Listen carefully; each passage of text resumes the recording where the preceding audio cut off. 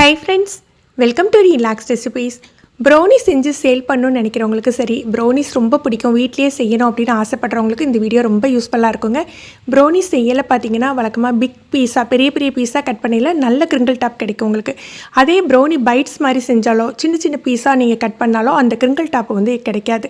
இன்றைக்கி நம்ம பார்க்க போகிற ரெசிபி பார்த்தீங்கன்னா brownie பைட்ஸ் நல்ல கிரிங்கிள் டாப்போட ஃபஜ்ஜியாக எப்படி பண்ணுறதுன்னு தான் பார்க்கலாம். உங்களுக்கு இந்த பைட்ஸை பார்க்கலே இது எப்படி இருக்குன்னு தெரியும்.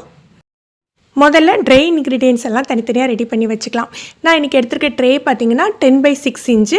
அதில் அடியில் லைட்டாக பட்டர் தடவிட்டு ஒரு பேக்கிங் ஷீட்டு போட்டு வச்சுருக்கேன். ஒரு 75 gram brown sugar, 75 gram white sugar இதை மிக்சியில் திரித்து எடுத்து வச்சுக்கலாம். 110 கிராம் மைதாவும் 20 கிராம் அளவுக்கு டார்க் கொக்கோ பவுடர் எடுத்துருக்கேன். கிராம் அளவு எதுக்கு சொல்கிறேன்னா, நீங்கள் ப்ரௌனி பிஸ்னஸ் பண்ணுறதா இருந்தால் இந்த அளவில் போட்டிங்கன்னா உங்களுக்கு ரொம்ப சூப்பரான ரிசல்ட் வரும். கப் அளவு தான் வேணுங்கிறவங்களுக்கு டிஸ்கிரிப்ஷனில் கப் மெஷர்மெண்ட்டும் கொடுத்துருக்கேன். முதல்ல மைதாவையும் கொக்கோ பவுடரையும் சலிச்சு வச்சுக்கலாம். சலிக்கையில் பார்த்தீங்கன்னா நீங்கள் பேக்கிங் பவுடரோ பேக்கிங் சோடாவோ சேர்க்க வேண்டாம். பேக்கிங் பவுடர் சேர்க்கையில் பார்த்தீங்கன்னா அந்த ப்ரௌனி வந்து கொஞ்சமாக கேக் எஃபெக்டில் வந்துடும். அதனால் நம்ம இதை அப்படியே சலிச்சு எடுத்துக்கலாம். சலித்த பிறகு ஒரு தடவை நல்லா மிக்ஸ் பண்ணி எடுத்து வச்சுக்கணும். இப்போ நம்ம பட்டரையும் டார்க் சாக்லேட்டையும் மெல்ட் பண்ணிடலாம். 100 கிராம் அன்சால்டட் பட்டர் எடுத்திருக்கேன். அதில் 100 கிராம் அளவுக்கு டார்க் சாக்லேட் சேர்த்துக்க போகிறேன். 100 கிராம் வெண்ணெய்க்கு நீங்கள் 150 கிராம் வரைக்கும் டார்க் சாக்லேட் சேர்த்துக்கலாம். நான் யூஸ் பண்ணுறது பார்த்தீங்கன்னா காமௌண்ட் சாக்லேட் இல்லை, அமுல் பிராண்டோட டார்க் சாக்லேட் யூஸ் பண்ணுறேன். நீங்கள் என்ன டார்க் சாக்லேட் வேணாலும் எடுத்துக்கோங்க. ஆனால் 100 கிராம் பட்டருக்கு 150 கிராம் யூஸ் பண்ணையில் பார்த்தீங்கன்னா கொஞ்சம் கசப்பு வரும். 100க்கு 100 போட்டிங்க அப்படின்னா ரொம்ப டேஸ்ட்டாக இருக்குங்க. அடியில் ஒரு மில்க் பேனில் நல்ல வெந்நீர் கொதிச்சிட்ருக்கு. மேலே இன்னொரு பேனில் இதை வச்சு நான் மெல்ட் பண்ணிக்க போகிறேன். இதில் ஒரு டெக்னிக் என்ன, அப்படியே வச்சு நீங்கள் கிண்டிகிட்டே இருக்கிறதோட லைட்டாக மெல்ட் ஆக ஆரம்பிச்சாக்கில் கொஞ்சம் அந்த பேனை தூக்கி எடுத்துக்கோங்க.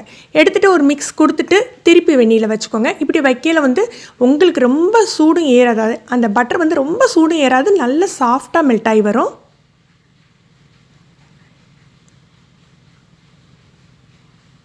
நல்லா மெல்ட் ஆகிட்டு இதை எடுத்து வச்சிடலாம் தனியாக. ஏன்னா நம்ம வந்து அந்த எக் மிக்ஸில் சேர்க்கல, இது கொஞ்சம் கூல் டவுன் ஆகிருக்கணும்.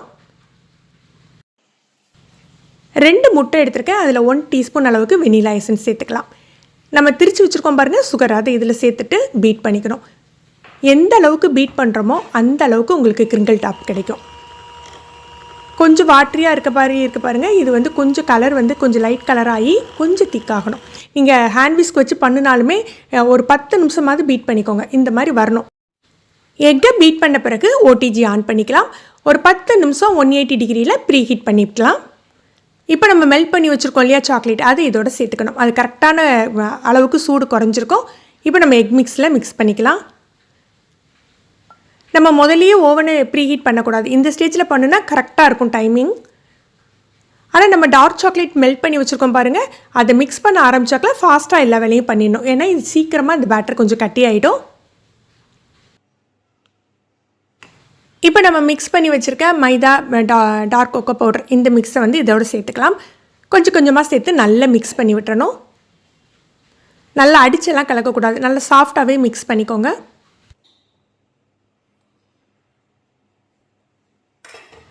இந்த பேட்டர் பார்த்தீங்கன்னா நமக்கு கேக் பேட்டர் அளவுக்கு வந்து கொஞ்சம் தண்ணியாக இருக்காது, இது அதோடையும் கட்டியாக தான் இருக்கும். அதனால தான் நம்ம ஃபாஸ்ட்டாக மிக்ஸ் பண்ணிவிட்டு உடனே ட்ரேக்கு மாற்றிடணும். இப்போ இந்த பேட்டரில் நான் எதுவுமே வந்து சாக்லேட் சிப்ஸ் போடலை, ஏன்னா நம்ம கொக்கோ பவுடர் போட்டிருக்கோம், டார்க் சாக்லேட்டும் போட்டிருக்கோம்.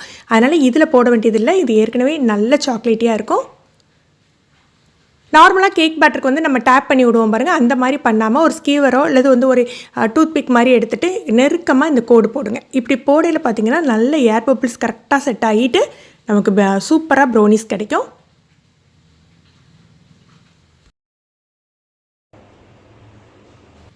இதுக்கு மேலே மில்க் சாக்லேட் அல்லது ஒயிட் சாக்லேட் சின்ன சின்ன பீஸாக கட் பண்ணி போட்டுக்கோங்க.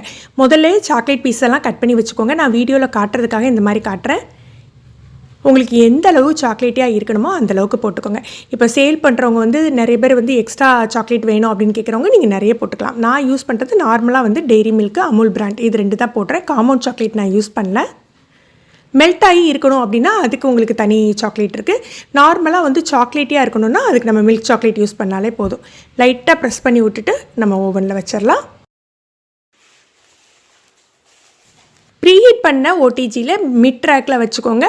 180 டிகிரி பேக் மோடு ஒரு 35 to 40 மினிட்ஸ் ஆகும். நம்ம வச்சுருக்க சைஸ்க்கு வந்து 35 மினிட்ஸ்லேயே பேக் ஆகிடும். இதை செக் பண்ணையில் பார்த்தீங்கன்னா இப்போ கேக்கை நம்ம டூத்பிக் வச்சு செக் பண்ணையில் கொஞ்சம் கூட ஒட்டாமல் வரும். அந்த மாதிரி வராது, லைட்டாக ஒட்டி தான் வரும். மேலே ஆனால் நல்ல கிரிங்கிள் டாப் ஃபார்ம் ஆகிருக்கும். ப்ரௌனிஸை கட் பண்ணையில் நல்லா ஆறின பிறகு கட் பண்ணுங்கள், அப்போ தான் உங்களுக்கு பீசஸ் ரொம்ப நல்லா வரும். ஆல்ரெடி என்னுடைய ஓவன் பற்றி சொல்லியிருக்கேன். நான் வந்து யூஸ் பண்ணுறது மார்பி ரிச்சர்ஸோட ஓடிஜி வந்து யூஸ் பண்ணுறேன், 60 லிட்டர்.